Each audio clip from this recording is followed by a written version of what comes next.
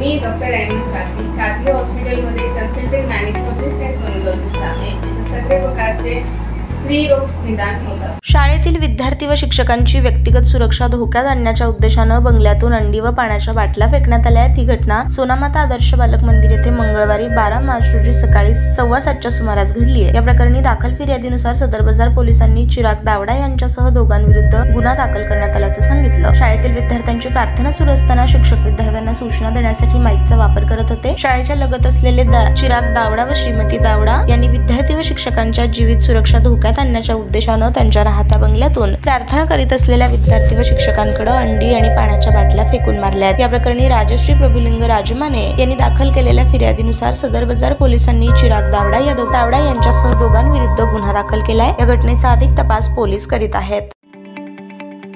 ताज्या बातम्या पाहण्यासाठी प्राईम महाराष्ट्र न्यूज चॅनलला सबस्क्राईब करा.